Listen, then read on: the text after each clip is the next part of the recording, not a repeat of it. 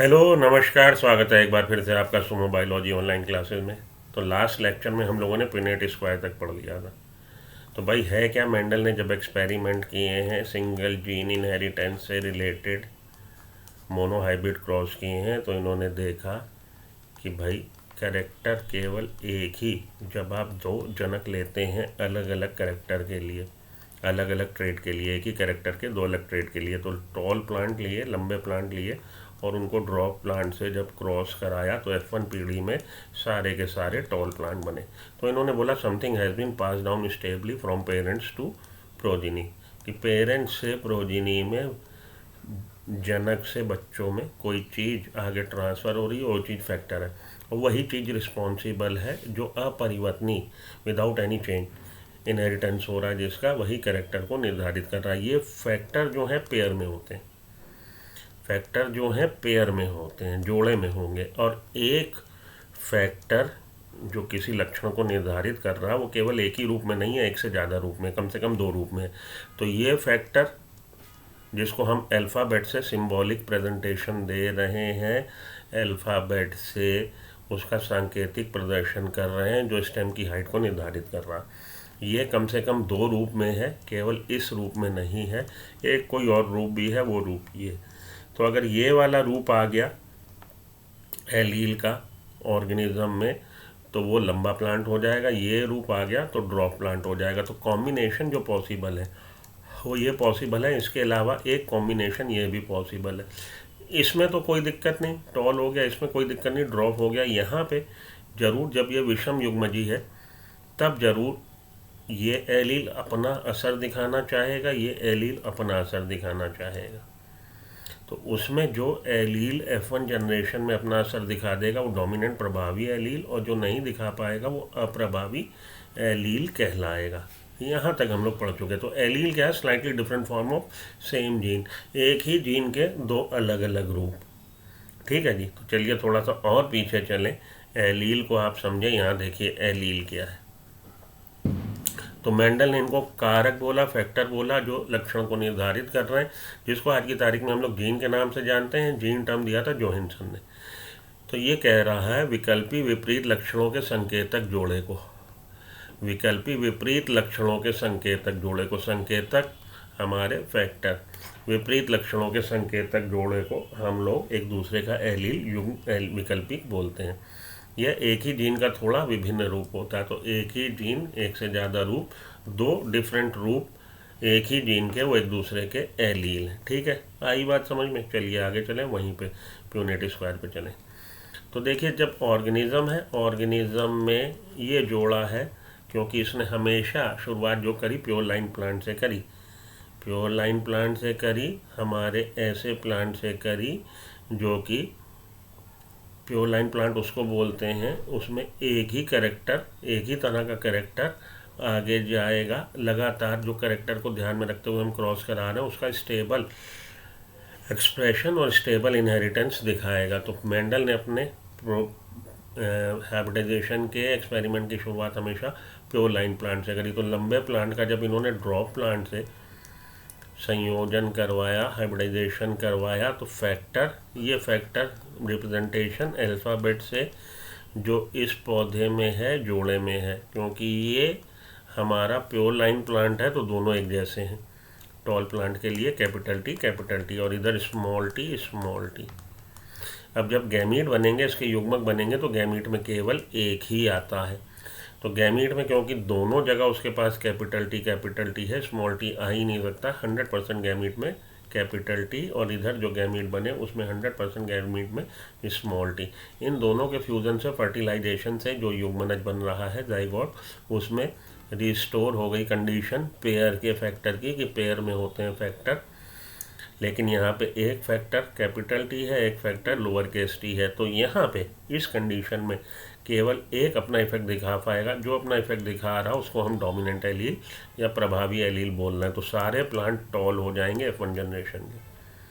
ठीक, तो इस वाली कंडीशन में और इस वाली कंडीशन में उसके गैमीट कितनी तरह के, हमें दिक्कत नहीं हुई बनाने में। लेकिन अगर हम इसको इस तरह से बताएं कि ये वाला प्लांट है, इसमें कितनी तरह के गैमीट, तो भी आप बता दोगे कि दो तरह के गैमीट। ठीक है। लेकिन अगर प्लांट इस तरह के जेनेटिक मेकअप वाला तो कितनी तरह के गैमीट, अब थोड़ा सा कन्फ्यूज़न हुआ कि कैसे इसको बताएं। और इसके गैमीट ये मानिए मेल पेरेंट है और फीमेल पेरेंट का भी सेम कॉन्फ़िगरेशन, उसके गैमीट और कितनी तरह के इनके कॉम्बिनेशन गैमीट के बन सकते हैं, तो थोड़ा सा टिपिकल हो जाएगा। उसी को आसान बनाने के लिए पुनेट ने पुनेट स्क्वायर की परिकल्पना दी। तो पुनेट स्क्वायर एक क्या है, ग्राफिकल रिप्रेजेंटेशन है। आइए अब समझिए प्यूनेट स्क्वायर क्या है। प्यूनेट स्क्वायर आरेख के अध्ययन की सहायता से, प्यूनेट स्क्वायर नामक आरेख ग्राफ के अध्ययन की सहायता से जनक द्वारा युग्मकों का उत्पादन। तो जनक कौन है, जनक मानिए ये मेल पेरेंट का कॉन्फ़िगरेशन, ये फीमेल का, इसके कितनी तरह के बनेंगे हमारे गैमीट। तो capital R can go with capital Y, capital R can also go with small case Y, small R can go with capital Y and small R can go with lower case Y. 4 तरह के gamete और इनके भी 4 तरह के gamete. तो अब इनके कितनी तरह के संयोजन थोड़ा सा टिपिकल हुआ, उसके लिए इसने ग्राफिक कि भाई आप एक स्क्वायर बना लो जिसको प्यूनेट स्क्वायर बोलना है। और प्यूनेट स्क्वायर के लेफ्ट हैंड साइड के और टॉप पे हम गैमीट के टाइप ऑफ गैमीट लिखेंगे। तो पुनेट स्क्वायर के लेफ्ट हैंड साइड पे आप either of the parent, either male parent और फीमेल पेरेंट के गैमीट लिखेंगे और टॉप पे आप दूसरे पेरेंट के गैमीट लिख देंगे। तो यहाँ पे भी आप गैमीट लिख दीजिए। अब उनके बीच में जो कॉम्बिनेशन पॉसिबल है, इसका कॉम्बिनेशन इसके साथ, इसका कॉम्बिनेशन इसके साथ, वो भी आप लिख सकते हो। ठीक है जी। तो फिर से देख लीजिए कि हुआ क्या है। मानिए अब यहाँ पे ये इधर है हमारा एक पेरेंट का, इसके 4 तरह के गैमीट बन जाएंगे। इधर है दूसरा पेरेंट, इसके भी 4 तरह के गैमीट बन गए। जो कॉम्बिनेशन पॉसिबल है कि इस कॉम्बिनेशन का ये फर्टिलाइजेशन इस गैमीट का इसके साथ हो जाए आर आर वाई वाई, इसका फर्टिलाइजेशन इसके साथ हो जाए आर आर वाई वाई। तो देखिए इस तरह से 16 डिफरेंट बॉक्सेस बन जाएंगे, कॉम्बिनेशन पॉसिबल हैं। तो यही आपको प्यूनेट स्क्वायर बताता है कि कितने डिफरेंट तरह के जाइगोट जेनेटिकली मेकअप वाले बन सकते हैं और ये जो कितने बनेंगे वो कितने % पार्टिसिपेशन उनका होगा। कि जैसे टोटल इनऑल 16 बने, 16 में से पता लगा जी 9 एक ही तरह के हैं, 4 तरह के कुल, 3 एक तरह के, 3 एक तरह के, एक तरह का। एक एग्जांपल आपको दे रहा हूँ। तो ये बात आपको पता लग जाएगी कि कितने मैक्सिमम डिफरेंट कॉम्बिनेशन पॉसिबल हैं और डिफरेंट कॉम्बिनेशन का % कितना है, ये बात भी पता लग जाएगी। यही पता लगाने के लिए प्यूनेट स्क्वायर इन्होंने डेवलप किया था। तो ठीक, अब पढ़िए आप। कहाँ थे हम लोग? प्यूनेट स्क्वायर नामक आरेख के अध्ययन की सहायता से जनकों द्वारा युग्मकों का उत्पादन, युग्मनजों का निर्माण कैसे होता है? जब गैमीट फ्यूज होते हैं, युग्मक बन गया युग्मनज। तो कैपिटल टी का फ्यूजन कैपिटल टी के साथ, कैपिटल टी का फ्यूजन लोअर केस टी के साथ, ये युग्मनज बन गया। इस वाले गैमीट का, this gamete can also get fuse with this, तो lower case T capital T, ये इसके फ्यूजन से और ये इसके फ्यूजन से lower case T along with lower case T, ये बन गया। तो आपके सामने जो पोजीशन है पता लग रहा है जी, 4 कॉम्बिनेशन पॉसिबल है। उन 4 कॉम्बिनेशन में 2 जगह सेम है, एक जगह डिफरेंट है, एक जगह डिफरेंट है। तो टोटल इन ऑल 4 बने। उन 4 का जो रेशियो है 1:2:1 का रेशियो है जीनोटिपिकली। और अगर फिनोटिपिकली देखें तो out of this 4, 3 would be toll. 4 में से 3 टॉल है और 1 ड्रॉप है। तो ये phenotypic ratio 3:1 and genotypic ratio 1:2:1। ठीक है। तो यही हम लोग को आसानी से हम लोग प्यूनेट स्क्वायर की सहायता से जान पाए हैं। तो हम लोगों ने देखा प्यूनेट स्क्वायर पे फिर से आइए। प्यूनेट स्क्वायर आरेख के अध्ययन की सहायता से जनकों द्वारा युग्मकों का उत्पादन, पेरेंट्स द्वारा गैमीट का फॉर्मेशन, युग्मनजों का निर्माण, जाइगोट का फॉर्मेशन, F1 F2 संतति पादपों को समझाया जा सकता है। तो जाइगोट से F1 F2 जनरेशन बन जाएगी। इसे ब्रिटानिया की ब्रिटिश हमारे जेनेटिस्ट थे रेजिनाल्ड सी पनेट, ये पूछा जाता है, नीट में पूछा जा चुका। तो ब्रिटिश साइंटिस्ट थे, जेनेटिस्ट थे रेजिनाल्ड सी पोनाट, उन्होंने पनेट स्क्वायर को डेवलप किया था। यह आरेख आनुवांशिकी संस्करण प्रयोगों में संतति के सभी संभाव्य जीनोटाइप, तो in a given genotypical cross, in a given genotype cross we can find out the all the probable genotype of progeny। जितने भी संतान बन रही हैं उसमें कितने पॉसिबल जीनोटाइप हैं उनकी गणना करना और उनके प्रतिशत की, ऑल द पॉसिबल, जितने भी संभाव है, एंड देयर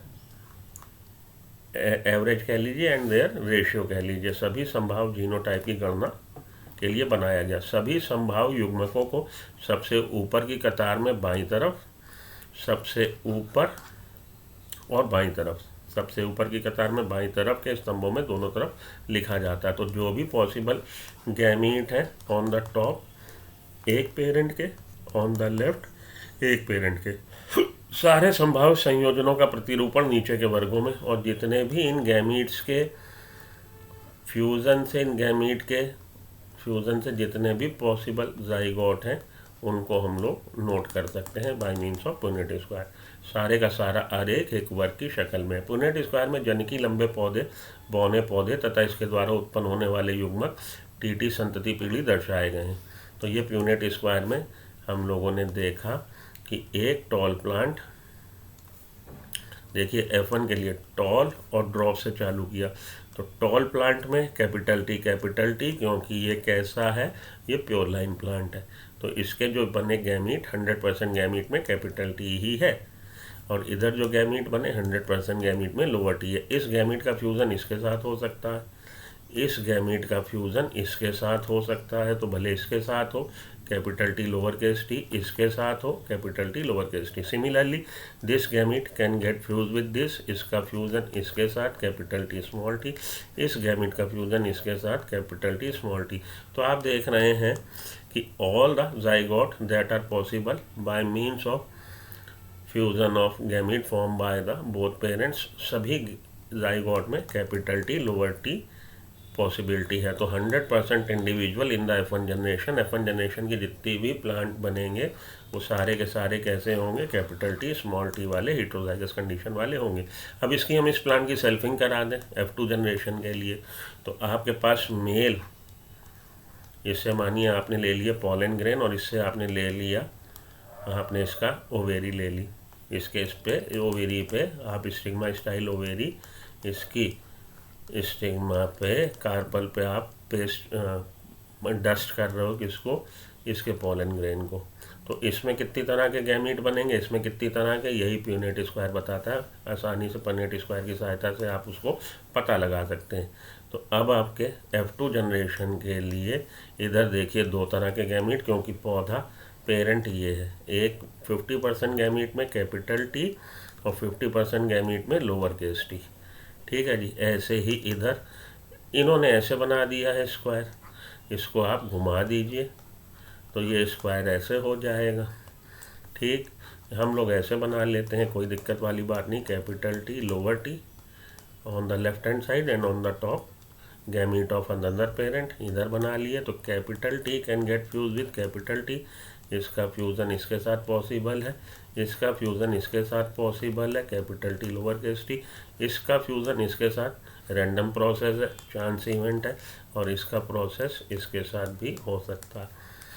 तो अब आपने क्या देखा कि चार जो जाइगोट पॉसिबल हैं, उन चार जाइगोट में दो जाइगोट का कॉन्फ़िगरेशन एक जैसा 1:2:1 जीनोटाइप और फिनोटाइप ये वाले हमारे जो हैं फिनोटिपिकली, ये वाले ये सारे के सारे टॉल प्लांट होंगे। तो phenotypic ratio 3:1, genotypic ratio 1:2:1 in the F2 generation for monohybrid cross, याद रख लीजिएगा। पुनेट स्क्वायर की सहायता से समवॉट इजी हो जाता है आपको इसको इंटरप्रेट करना, बताना, कैलकुलेट करना। ठीक, निषेचन के समय 2 एलील एक जनक से पराग के माध्यम से और दूसरे जनक से अंडे के माध्यम से आके युग्मन करके जाइगोट का निर्माण करते हैं, जिससे एक कैपिटल टी और दूसरा स्मॉल टी होता है। दूसरे शब्दों में संकर मोनोहाइब्रिड क्रॉस बन गए, क्योंकि इन संकर में विपरीत विशेषकों के एलील हैं। ये जो संकर बना इसमें डिफरेंट ट्रेट के लिए एलील हैं। एक ट्रेट उसको टॉल और दूसरा ट्रेट उसको ड्रॉप, जो एलील है उसको ये ट्रेट देना चाहता है। इन पौधों को हेटेरोजाइगस कंडीशन बोलते हैं, हेटेरोजाइगस कंडीशन। पनेट स्क्वायर नामक आरेख की सहायता से जनकों द्वारा युग्मकों का निर्माण, युग्मनजों का निर्माण F2 F1 जनरेशन पादपों में समझाया जा सकता है। ब्रिटिश साइंटिस्ट रेजिनाल्ड सी पोनेट ने दिया। यह आरेख आनुवंशिकी संक्रमण प्रयोगों में संतति के सभी संभाव्य जीनोटाइप की गणना करने के लिए बनाया गया। ये इसलिए डेवलप किया गया कि किसी भी गिवन क्रॉस में कितने different possible genotypically zygote possible हैं, उस चीज़ को कैलकुलेट करने के लिए। ठीक है, तो पुनेट स्क्वायर में जनकी लंबे पौधे, इनके द्वारा उत्पन्न युग्मक FT T1 generation F1 generation आ गई, दर्शाए गए हैं। F1 जनरेशन के प्लांट में सेल्फ पॉलिनेशन कराया, नर अंडे व मादा के पराग के गोतन के लिए क्रमशः हम symbol, this symbol is for female sex, this symbol is for male sex, हम लोग ये भी मेंशन कर सकते हैं। प्रतीकों को क्रम में लाया गया है। जीनोटाइप, अब यहाँ पे थोड़ा अलर्ट हो जाइए। Genotype capital T small T के F1 पौधे स्वपरागित कराए जाने पर बराबर संख्या में युग्मक उत्पन्न हुए। तो ये मेल पेरेंट, ये फीमेल पेरेंट, इसके गैमीट जो बनेंगे 50% गैमीट में कैपिटल टी, 50% गैमीट में स्मॉल टी। सिमिलरली इधर जो गैमीट बने 50% गैमीट में कैपिटल टी, 50% में स्मॉल टी। तो प्यूनेट स्क्वायर में हम लोग ऊपर नीचे लिख लीजिए, लिख लिया। और उसको आप लोग कॉम्बिनेशन भी बना सकते हैं, कौन सा किसके साथ होने के चांस हैं। जब निषेचन होता है तो जीनोटाइप कैपिटल टी के परागकणों का जीनोटाइप कैपिटल टी और स्मॉल टी के अंडों को परागित करने की 50% चांस रहता है। ठीक, आई बात समझ में। तो जब ये कॉम्बिनेशन आपने गैमीट बना लिए तो pollen grain capital T, it can get fused with egg of a female parent which is carrying lowercase t और कैपिटल टी। इसका इससे भी फ्यूज़न और इससे भी फ्यूज़न हो सकता है। साथ ही जीनोटाइप लोअर केस टी, इसी तरह से 50% पॉलन ग्रेन वो है जिसमें लोअर केस टी हमारा genotype allele lower case T है, वो भी ये जो पॉलन ग्रेन है एग के साथ, लोअर केस टी एग के साथ या कैपिटल टी एग के साथ फ्यूज़ हो सकता है।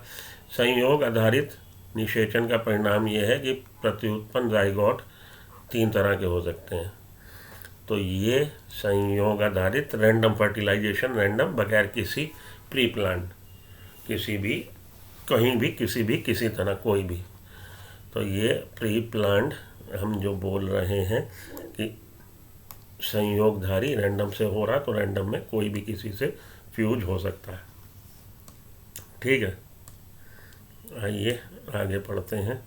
देखिए सेग्रीगेशन जो है रैंडम प्रोसेस है, हैपनिंग विदाउट कॉन्शियस डिसीजन, बगैर किसी कॉन्शियस डिसीजन के हो रहा है। ठीक, आगे आइए।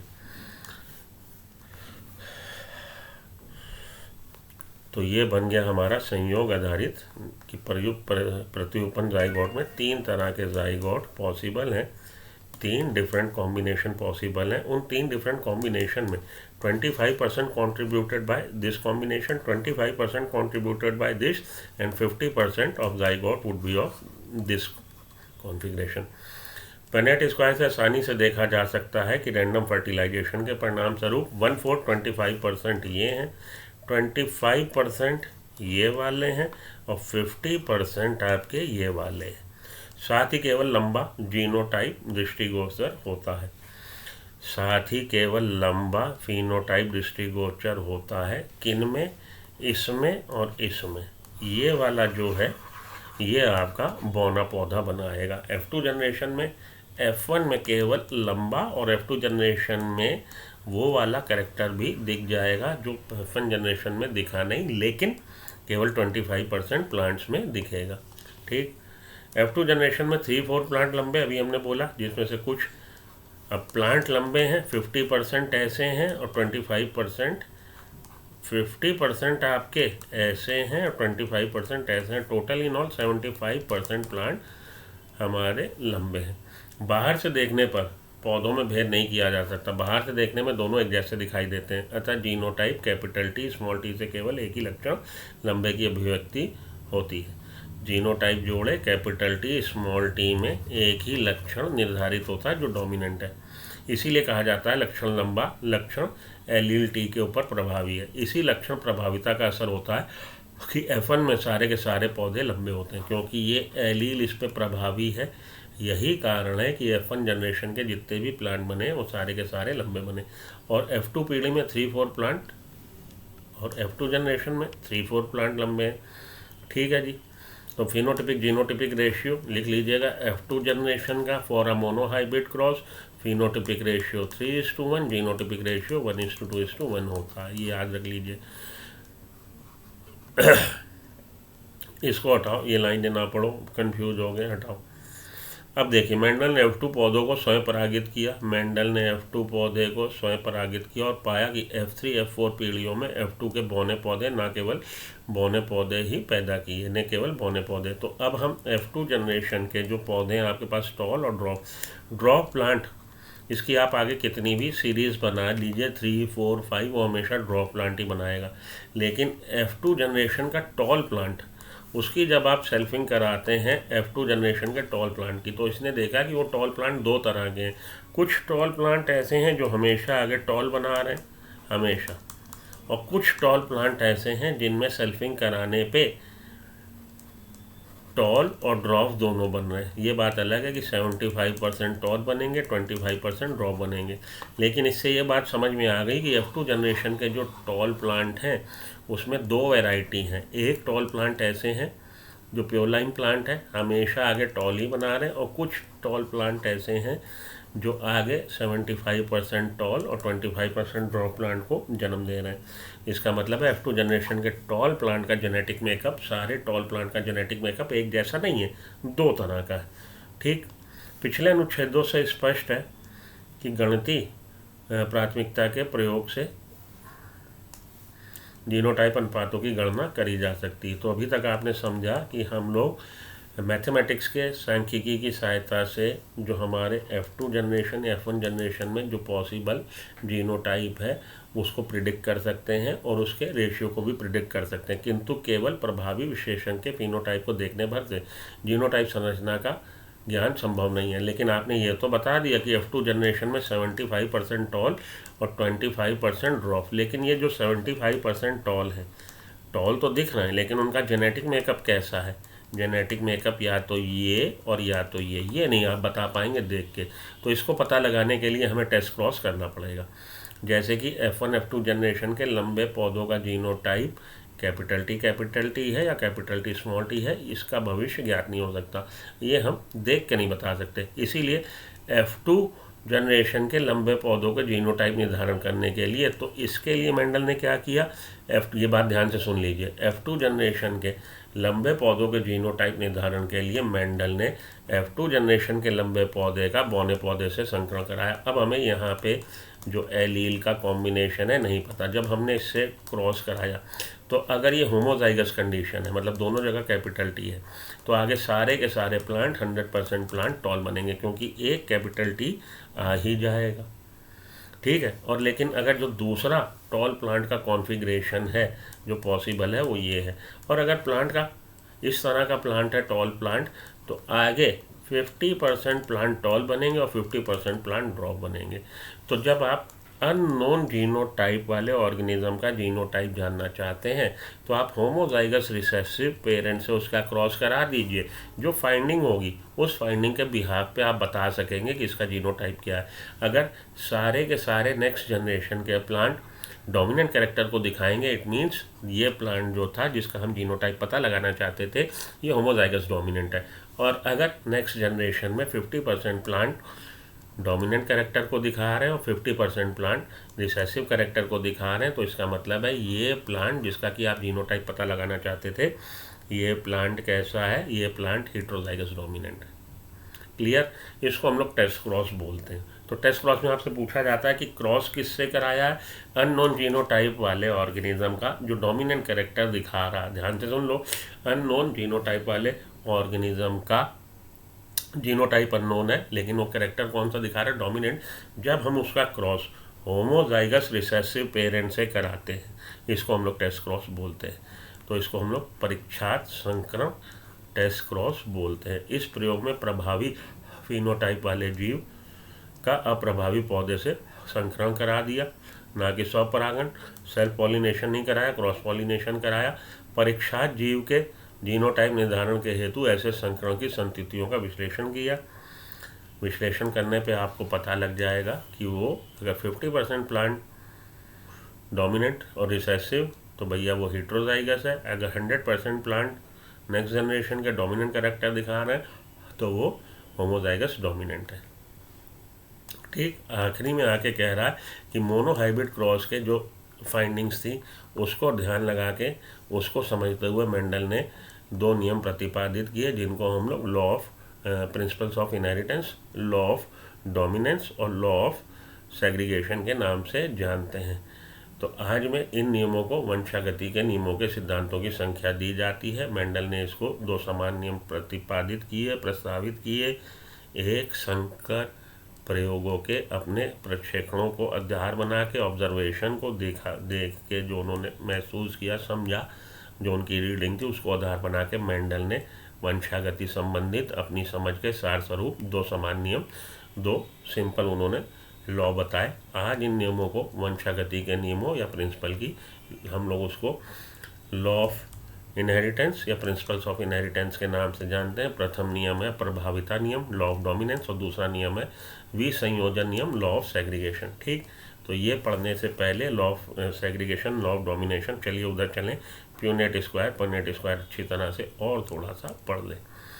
तो ये आपका एक देखिए स्लाइड वाइज मैंने रिप्रेजेंटेशन बनाई है प्यूनेट स्क्वायर की, केवल पनेट स्क्वायर की, उसको समझिए आप। प्यूनेट स्क्वायर, पुनेट स्क्वायर एक स्क्वायर चेकर बोर्ड टाइप का प्रेजेंटेशन है। तो on the left hand side आप लिखेंगे gamete of one parent and on the top of the Punnett square we will write the gamete of another parent. ठीक, चलिए, the production of gamete by the parents, the formation of zygote by their fusion. तो gamete कौन से बने वो आपने parent के लिख लिए, और उन गैमीट के जो रैंडम कॉम्बिनेशन पॉसिबल है उसकी वजह से जो जाइगोट बन रहे हैं वो भी आपको यहाँ पे भर लेंगे। From the F1 and F2 plant can be understood by a diagram called Punnett square developed by Reginald C. Punnett. It is a graphical representation to calculate, ये आरेख द्वारा प्रस्तावित किया जाता है, ग्राफिकल रिप्रेजेंटेशन आरेख द्वारा, टू कैलकुलेट, जिसमें हम इस बात को कैलकुलेट करते हैं, आइडिया लगाते हैं, उसका हम लोग अध्ययन करते हैं, उसका हम लोग सांख्यिकी द्वारा जान लेते हैं कि कितने प्रोबेबिलिटी है ऑफ ऑल पॉसिबल जीनोटाइप, कितने संभाव्य कॉम्बिनेशन पॉसिबल है, उनकी क्या परसेंटेज है offspring in a genetic given genetic cross. The possible gamete are written on 2 sides usually on the top row and left column. तो possible gamete top row पे और left column पे लिख लिए। All possible combinations are represented in box below in the square. जितने भी उनके gamete के, इस गैमीट का फ्यूज़न इसके साथ, इस गैमीट का फ्यूज़न इसके साथ, जो भी पॉसिबल कॉम्बिनेशन है वो आप यहाँ पे स्क्वायर में भर देंगे। विच गैमीट है स्क्वायर आउटपुट फॉर्म। ठीक, चलिए आगे। The cross between 2 heterozygous dominant. तो क्रॉस बिटवीन 2 हेटेरोजाइगस डोमिनेंट, ये देखिए पेरेंट 1 एंड पेरेंट 2, इसके जो गैमीट बन रहे हैं कैपिटल टी और lower case T, 50% gamete 50% gamete. Similarly इसके gamete capital T and lower case T. अब इस गैमीट का फ्यूज़न इसके साथ पॉसिबल है, इस गैमीट का फ्यूज़न इसके साथ पॉसिबल है, इस गैमीट का फ्यूज़न इसके साथ पॉसिबल है, और इस गैमीट का फ्यूज़न इसके साथ भी पॉसिबल है। अंदर हमने बॉक्स जो भरे वो हमने भर दिए। तो total in all 4 zygote possible है। उन 4 जाइगोट में 2 जाइगोट का कॉन्फ़िगरेशन एक जैसा है, कैपिटल टी स्मॉल टी। एक जाइगोट का कॉन्फ़िगरेशन कैपिटल टी, एक जाइगोट का कॉन्फ़िगरेशन ये। तो 1:1, 1:2:1 का जीनोटाइप रेशियो आ गया। और ये 3 जो हैं, ये 3 जिनको मैं अलग कलर से हाईलाइट करूं, ये 3 आपके टॉल प्लांट हो जाएंगे। ये वाला खाली एक ड्रॉप प्लांट हो जाएगा। तो फिनोटिपिकली 3:1 का रेशियो। फिर यही बातें समझाई गई हैं यहाँ पे जो हम लोग पीछे भी पढ़ा है। ठीक है, आगे चलिए। Sexually producing organism, sexually production करने वाले ऑर्गेनिज्म में one half of the gene one parent से and another half of the gene another parent से आता है। ये सेग्रीगेशन जो हो रहा है इसका इससे अलग होना रैंडम प्रोसेस है, happening without conscious decision, and so there is 50% chance of gamete containing either allele. तो इसके जो एलील बनेंगे गैमीट बनेंगे उसमें 50% चांस कैपिटल टी के, 50% चांस इसके। ठीक, और फ्यूज़न से आप समझ ही गए हो आगे कि क्या हो रहा है। चलिए आगे चलूँ। देखिए यहाँ पे एक क्वेश्चन है, the segregation of allele is a random process, so there is 50% chance of gamete containing either allele. इसके जो बन रहे हैं गैमीट उसमें कितने प्रतिशत चांस किस एलील के आने, 50% चांस है इस एलील के आने के, 50% चांस है इस एलील के आने के। आंसर हो जाएगा हमारा B. During fertilization two allele, सारी बातें हम लोग कर चुके। प्रोडक्शन फीमेल मेल गैमीट का ये भी कर चुके। सेल्फ पॉलिनेशन क्रॉस पॉलिनेशन हो चुकी बात। F2 जनरेशन के रिजल्ट की हो चुकी बात। ठीक है जी। इसके बाद आपका टेस्ट क्रॉस और बैक क्रॉस, टेस्ट क्रॉस और बैक क्रॉस। टेस्ट क्रॉस में हम जानना चाहते हैं कि भैया प्लांट तो लंबा है लेकिन उसका जीनोटाइप क्या। तो जब हम इसको इससे क्रॉस करा देंगे तो हमारी फाइंडिंग के हिसाब से हम बता देंगे कि इसका जीनोटाइप क्या है। अगर F1 जनरेशन में, नेक्स्ट जनरेशन में सारे प्लांट टॉल, तो उसका होमोजाइगस डोमिनेंट है ये कॉन्फ़िगरेशन। और अगर 50% तो ये, उसका लॉजिक आप समझ ही गए हो। ये हो गया टेस्ट क्रॉस के फाइंडिंग।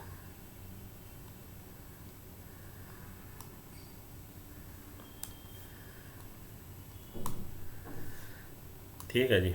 आइए अब हम लोग उधर ही वापस चलें अपने NCERT पे, उसी को पढ़ें। ठीक, यहाँ तक हो चुकी थी बात। अब हम लोग आते हैं लॉ ऑफ डोमिनेंस, प्रभाविता नियम पे। लक्षणों का निर्धारण कारक नामक डिस्क्रीट यूनिट करती है, सुस्पष्ट यूनिट करती है, जो अपने आप में एक स्पष्ट है चीज़। तो लक्षणों का निर्धारण कौन कर रहा है, उसको मेंडल ने बोला factors are responsible for carrying information और डिटर्मिनिंग द कैरेक्टर। फैक्टर्स है जो डिस्क्रीट यूनिट है, अपने आप में एक सुस्पष्ट यूनिट है। तो factors are responsible for regulating और carrying the information. Factor pair में होते हैं, किसी भी ऑर्गेनिज्म में फैक्टर पेयर में होते हैं। यदि कारक जोड़ों के दो सदस्य समान हैं तो इसमें से एक कारक दूसरे कारक पर प्रभावी हो जाता है। तो कारक के जोड़े जो हो सकते हैं समान हो सकते हैं, और यदि असमान है तो एक दूसरे पर प्रभावी हो जाएगा। दोनों प्रभावी होना चाहेंगे, लेकिन आपको पता है जब भी पहलवान कुश्ती करते हैं तो एक ही जीतता। तो दोनों एक दूसरे को दांव देना चाहते हैं, लेकिन एक जीत जाएगा। जो जीत जाएगा वो अपने को प्रेजेंट कर देगा, दिखा देगा, अभिव्यक्त कर देगा, और दूसरा दिखा नहीं पाएगा। तो जो अपने को दिखा देगा वो कहलाएगा हमारा प्रभावी एलील। ठीक,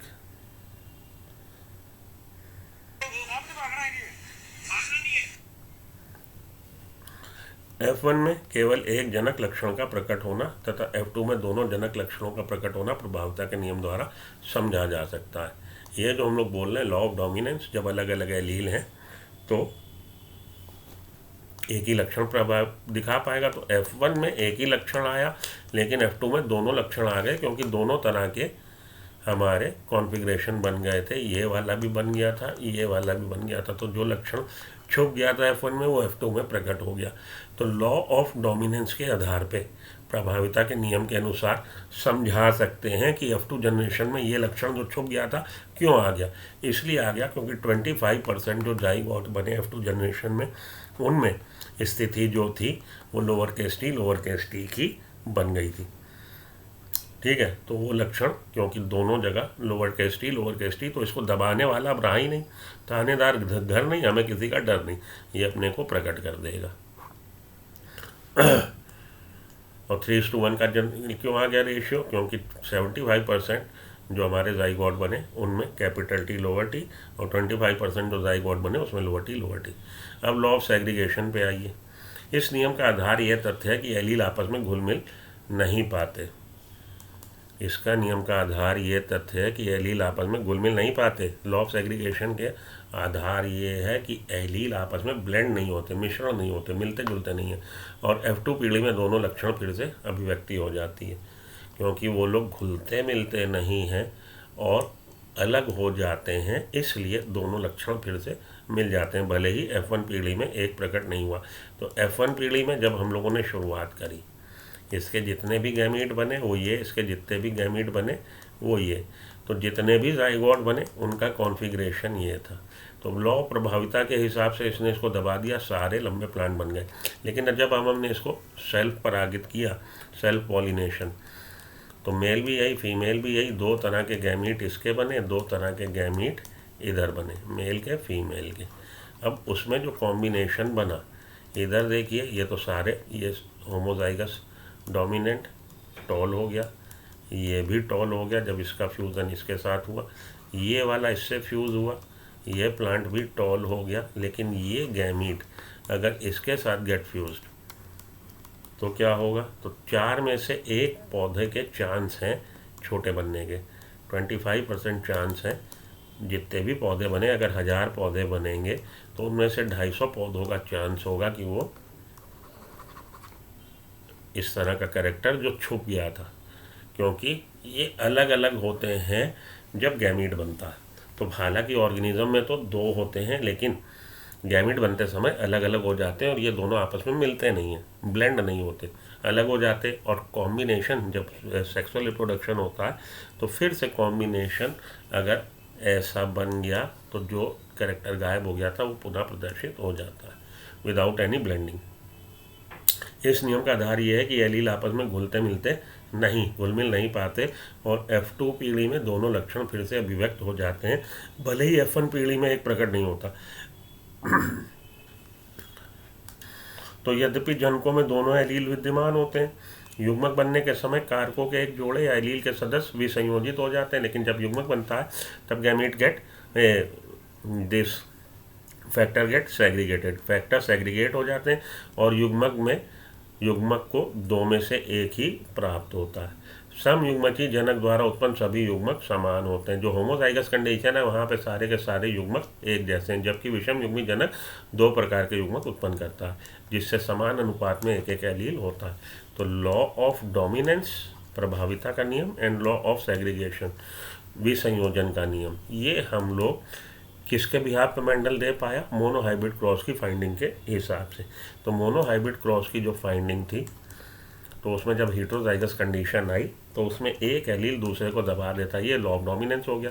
और मोनोहाइब्रिड क्रॉस में F2 जनरेशन में जो लक्षण प्रदर्शित होने से रह गया था F1 में पुनः प्रदर्शित हो गया, क्योंकि गैमीट बनते समय ये एलील एक दूसरे से सेपरेट होते हैं और गैमीट का जब फ्यूज़न होता है तब ये फिर से पेयर में आ जाते हैं।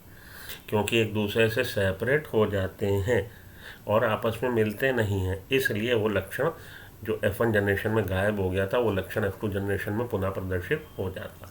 तो ये सारे के सारी बातें आपसे पूछी जाती हैं, दोनों नियम पहले पूछे जाते हैं, पहला और दूसरा, और ये पूछा जाता है कि इनका आधार क्या है। इनका आधार monohybrid cross, single gene inheritance या एक जीन के संकरण के टेस्ट के रिजल्ट के आधार पे मेंडल ने ये नियम प्रतिपादित किए थे। तो ठीक, तो यहाँ पे आके मैं अपनी वाणी को विराम देता हूँ। इतना आप लोग के लिए काफ़ी है मोनोजीन इनहेरिटेंस, सिंगल जीन इनहेरिटेंस के लिए। नेक्स्ट लेक्चर में हम लोग इनकम्प्लीट डोमिनेंस और कोडोमिनेंस की बात करेंगे। ठीक है, तो आइए पहले उससे रिलेटेड कुछ क्वेश्चन भी देख लें, अगर मेरे पास हैं तो आपसे वो क्वेश्चन भी डिस्कस कर लिए जाएँ। A dwarf plant with wrinkle seed, dwarf plant with wrinkle seed produces कितने तरह के ये सीड बना सकता है? तो dwarf plant with wrinkle seed, इसकी खुद की सेल्फिंग करा दीजिए।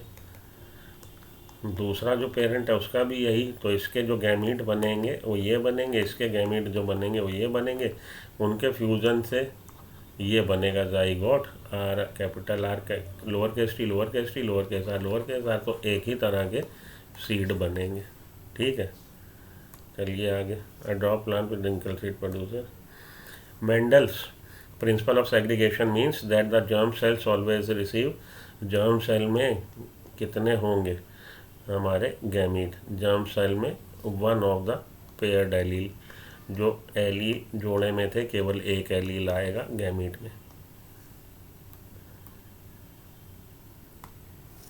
अब हम लोग दूसरी एक उस पर चलते हैं और वहाँ से हम लोग क्वेश्चन लगाते हैं, क्योंकि क्वेश्चन अभी हम लोग को ज़्यादा मिले नहीं। तो क्वेश्चन लगाने के लिए थोड़ी सी मेहनत करते हैं हम लोग। क्वेश्चन लगाते हैं।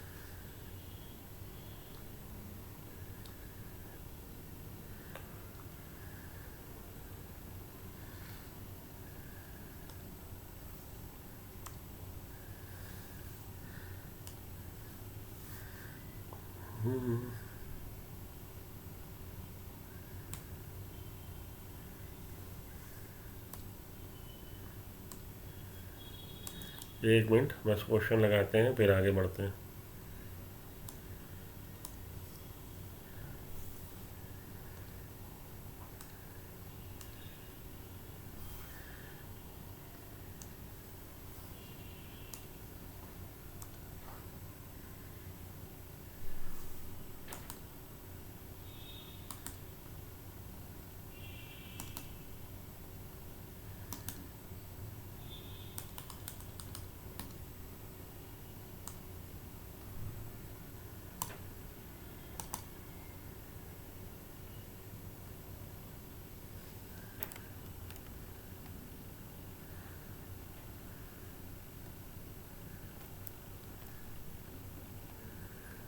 तो अभी तक जो हम लोगों ने पढ़ा, हाँ देखिए अब क्वेश्चन लगा लिया जाए।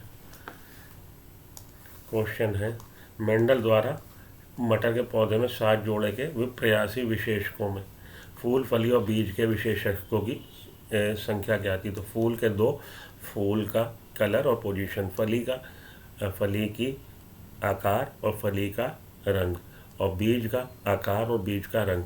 तो 2 हमारे विशेषक इसके थे, 2 ट्रेट इसके थे, 2 ट्रेट, तो टोटल 2 2 2 आप इसको लगा लीजिए। 7 जोड़ों के विप्रयासी विशेषकों में कॉन्ट्रास्टिंग ट्रेट में फूल, फली और बीज के ट्रेट कितने थे? 2 2 2 थे। मेंडल द्वारा अध्ययनित मटर के पौधे में 7 विपरीत जोड़ों में विपरीत रंग के विशेषक कितने थे? तो रंग वाले कितने? तो हमारा सीड के कलर के लिए हम लोगों ने लिया, फ्लावर के कलर के लिए लिया और पॉड के कलर के लिया, तो 3 हो जाएगा। रंग पे आधारित कितने? 3 जोड़े ट्रेड के, 3 कैरेक्टर को दिया था। मेंडल द्वारा अध्ययनित मटर के पौधे में विप्रयासी विशेषकों के कितने जोड़े थे? 7 जोड़े थे। 7 कॉन्ट्रास्टिंग ट्रेड थे, 7 जोड़े। मेंडल की सफलता में निम्नलिखित के क्या कारण थे? कौन कौन से कारण मेंडल की सफलता के कारण बने? शुद्ध वंशक्रमों या शुद्ध प्रजनन किस्मों का उपयोग ट्रू ब्रीडिंग प्लांट का किया, एक समय में एक ही लक्षण, ठीक बात है। प्रयोगों का सांख्यिकीय रिकॉर्ड न करना, ठीक बात है। सहलगनता, लिंकेज और अपूर्ण प्रभावित इनकम्प्लीट डोमिनेंस का ज्ञान होना, ये उनको नहीं, लिंकेज और ये नहीं। तो ये कारण थे मेंडल के सक्सेस होने के। 1 2 3 पर टिक लगा लीजिए। मेंडल में निम्नलिखित में से कौन से लक्षणों को चुना, नहीं चुना? तो फली का आकार चुना, फूल की स्थिति चुना, फली का रंग चुना, फली की स्थिति को नहीं चुना था। इन तीनों को चुना था। आपका जवाब हो जाएगा फली की स्थिति। आइए आगे चलें।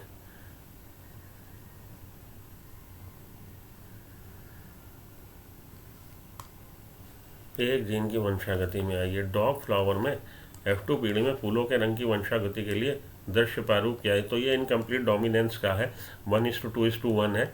अभी टिक लगाई दे रहा हूँ, अभी डिस्कस नहीं किया, बाद में डिस्कस हम लोग करेंगे। तो इसके बाद ये पूछ रहा मनुष्य में ABO ब्लड ग्रुपिंग, ये हमारा कोडोमिनेंस सहप्रभाविता का है, ये भी अभी हम लोगों ने डिस्कस नहीं किया, आगे करेंगे। F2 पीढ़ी के लंबे पौधे के जीन प्रारूप को सुनिश्चित करने हेतु मेंडल ने इसका एक बौने पौधे के साथ संकरण करवाया, जिसको हम लोग टेस्ट क्रॉस परीक्षार्थ संकरण कहते हैं।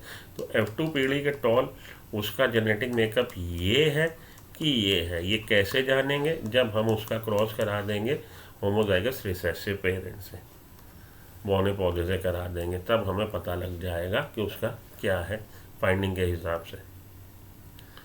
ठीक है, मेंडल द्वारा अध्ययित कुछ प्रभावी विशेषक थे।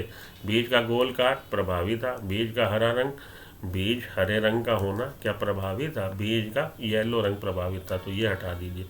फूल की अंतःस्थिति, फली का हरा रंग और बीज का फूला।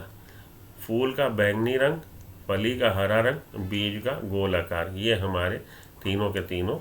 फूल का बैंगनी डोमिनेंट कैरेक्टर है, फली का हरा pot shape green colour dominant है, बीज का रंग आकार डोमिनेंट है। ठीक है, गोलकार। तो ठीक ये वाला हमारा हो जाएगा। इसमें फली का पीला रंग ये रिसेसिव कैरेक्टर है, तो ये नहीं हो सकता। ये वाला थर्ड वाला हमारा ठीक है, इसको चुन लीजिए। जीन्स की एक जोड़ी विपरीत विशेषकों को कोड करती है। जीन की वो जोड़ी जो विपरीत कॉन्ट्रास्टिंग ट्रेट को कोड करते हैं वो क्या कहलाते हैं? वो कहलाते हैं एलील्स।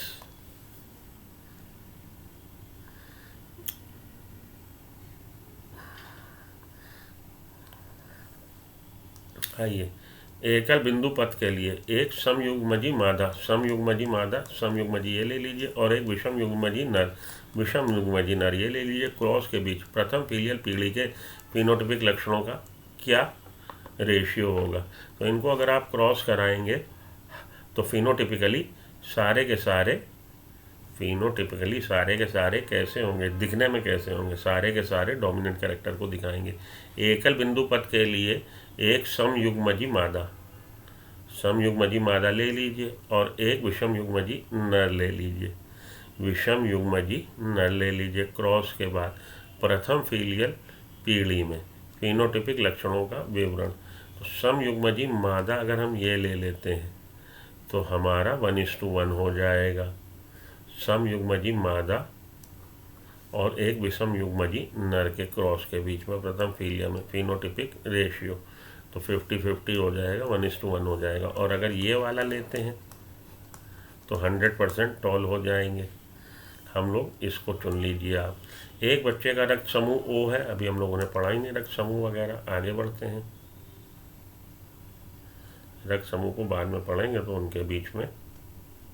इस पे आ जाइए, ये वाला हम लोग कर सकते हैं। मेंडल के 2 लंबे विषम युग्मजी पौधे, तो आपने 2 पौधे ऐसे लिए, उनको क्रॉस कराया। बोनी संततियों की उत्पादन की क्या संभावना है? 25% संभावना है। इसके एलील ये और दूसरे के एलील ये, तो 75% टॉल बनेंगे और 25% ड्रॉप बनेंगे। 25% को टिक लगा लीजिए। ठीक,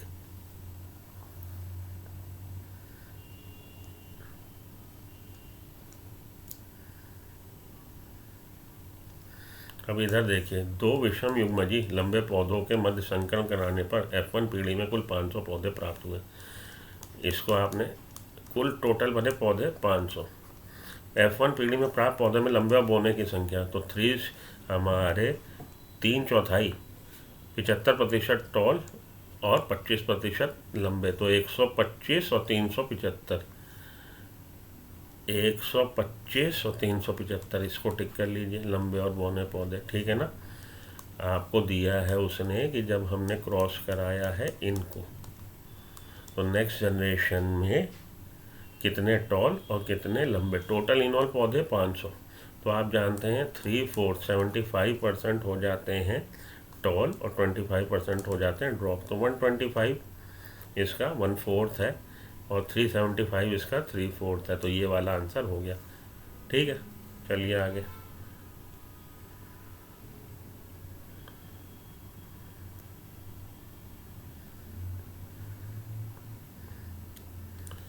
कह रहा है जी, एक एलील को तब अप्रभावी कहते हैं जब निम्न में से क्या होता है? निम्न में से अभिव्यक्त होता है कौन सी चीज़? अप्रभावी कब कहते हैं? जब वो निम्न में अभिव्यक्त होता है। अप्रभावी तब कहते हैं जब वो केवल समयुग्मजी स्थिति में दिखाई देगा, तब वो अप्रभावी है। विषम युग्मजी स्थिति में डोमिनेंट दिखाई देता प्रभावी। F3 पीढ़ी में दोनों हो सकते हैं। विषम युग्मजी समूह युग्मजी स्थिति में कौन सा दोनों में आ सकता है? प्रभावी केवल दोनों जगह पे अपने को प्रदर्शित कर सकता है, अप्रभावी दोनों जगह अपने को प्रदर्शित नहीं कर सकता। 2 विषम युग्मजी जीवों के बीच एक संकर में F1 में शुद्ध समयुग्मजी जीवों का दो विषम युग्मजी जीव ले लीजिए, ठीक है। उनका संकरण करा है F1 में। शुद्ध समयुग्मजी जीवों का प्रतिशत कितना होगा? 50% होगा, क्योंकि इसमें उसने ये नहीं बोला कि समयुग्मजी किसके लिए, प्रभावी एलील के लिए या अप्रभावी एलील के लिए। उसने पूछा होमोजाइगस कंडीशन कितने दिखाएंगे। तो जब आप इसको क्रॉस करा रहे हैं, देखो बच्चा ध्यान से देखो, जब आप इनको क्रॉस करा रहे हैं तो इसके दो तरह के गैमीट और इसके भी दो तरह के गैमीट, ठीक है। तो ये देखिए, ये भी होमोजाइगस कंडीशन है और ये भी, ये होमोजाइगस कंडीशन, ये भी होमोजाइगस, ये दो आपके हीट्रोजाइगस कंडीशन। हाँ, यहाँ पे ये होमोजाइगस है डोमिनेंट एलील के लिए, ये होमोजाइगस है रिसेसिव एलील के लिए। ये उसने नहीं पूछा, उसने ये पूछा समयुग्मजी कितने दिखाएंगे। तो समयुग्मजी 50% है हमारे, इसको आप टिक कर लीजिए कि 50% जो होंगे वो समयुग्मजी होंगे, ठीक। चलिए आगे। प्रथम फीलियल पीढ़ी में दिखने वाले लक्षणों को क्या कहते हैं? प्रथम फीलियल में दिखने वाले लक्षणों को हम लोग कहते हैं प्रभावी लक्षण। तंबाकू का एक पौधा जो अप्रभावी लक्षण के लिए विषम युग्मजी में है, संपरागण होता है। आइए ये भी देखिए, तंबाकू का एक पौधा,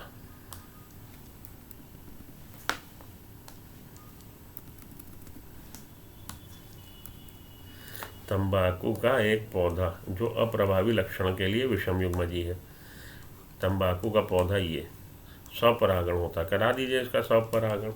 120 बीज अंकुरित होते हैं। कितने जनक, कितने नवोद्भिदों में जनक जीनोटाइप होंगे? कितने नवोद्भिदों में जो नए प्लांटलेट बनेंगे उसमें पेरेंट जीनोटाइप, ये वाला जीनोटाइप कितने? 50% में होगा, सीधी सी बात। ये पेरेंटल है। जब आपने इसको क्रॉस कराया है तो आप देखो 50% ऐसे बने, 25%, 50% ऐसे बने और 25% ऐसे बने, ठीक है। पेरेंट का क्या था? ये 4 में से 2 जगह ये आया, मतलब 50% हो गया। तो 1200 बीज अंकुरित हुए, इसका मतलब है 600 में हमारी ये कंडीशन होगी। Capital T lower T, capital T lower T, आपका जवाब हो जाएगा 600, ठीक है। निम्न में से कौन से संकर में मटर के लंबे व बौने पौधे समान अनुपात में प्राप्त होंगे? समान अनुपात में लंबे व बौने इसमें प्राप्त होंगे। इसमें सभी बौने, इसमें सभी लंबे, इसमें भी सभी लंबे। यहाँ पे केवल क्योंकि 50% कैपिटल टी स्मॉल टी वाले, 50% लोअर टी वाले, तो इस वाले जब क्रॉस में 50% हो जाएगा। निम्नलिखित में से कौन सा एक परीक्षात संकरण है? परीक्षात संकरण में हम लोग होमोजाइगस रिसेसिव, तो होमोजाइगस रिसेसिव 2 जगह है, लेकिन ये साथ में उसी से होमोजाइगस रिसेसिव ये बेकार, ये वाला कि दिखने में तो लंबा है लेकिन हम उसका जानना चाहते हैं कि क्या है उसका जीनोटाइप। ये जो संकरण कराया जा रहा है ये संकरण टेस्ट क्रॉस परीक्षात संकरण है। तो यहाँ पे आकर मैं अपनी वाणी को विराम देता हूँ। टेस्ट क्रॉस हो गया, बैक क्रॉस हो गई, पुनेट स्क्वायर हो गया, सिंगल जीन इनहेरिटेंस हो गया, law of dominance, law of segregation हो गया। अगली स्लाइड में, अगले लेक्चर में हम लोग इनकम्प्लीट डोमिनेंस और को डोमिनेंस की बात करेंगे। उसके बाद हम लोग डबल जीन इनहेरिटेंस की बात करेंगे। तो यहाँ तक आके आप अपने क्वेश्चन बैंक से क्वेश्चन लगा लीजिए। क्वेश्चन की प्रैक्टिस ज़रूर करिएगा। क्वेश्चन की प्रैक्टिस करे बगैर बेड़ा पार नहीं होगा, ठीक। तो मिलता हूँ ब्रेक के बाद। Till then good luck, good bye, have a nice day. मेरे चैनल को सब्सक्राइब कर लीजिए, मेरे को यूट्यूब पे, इंस्टाग्राम पे, सब जगह फॉलो करिए। लाइव क्लासेस में इंटरेस्टेड है, कमेंट सेक्शन में जाइए। लाइव क्लासेस ऑन हो चुकी हैं, चल रहा उसमें भी जेनेटिक्स, लाइव क्लासेस जेनेटिक्स ले सकते हैं। उसके बाद मॉलिकुलर बेसिस ऑफ इनहेरिटेंस, उसके बाद इवोल्यूशन, ये तीनों ही चैप्टर हाई वेटेड चैप्टर हैं। चांस मिस ना करिए, लाइव क्लासेस को ज्वाइन करिए। तो मिलता हूँ ब्रेक के बाद। अच्छा लगे तो लाइक बटन ज़रूर दबाइएगा। All the best, thank you.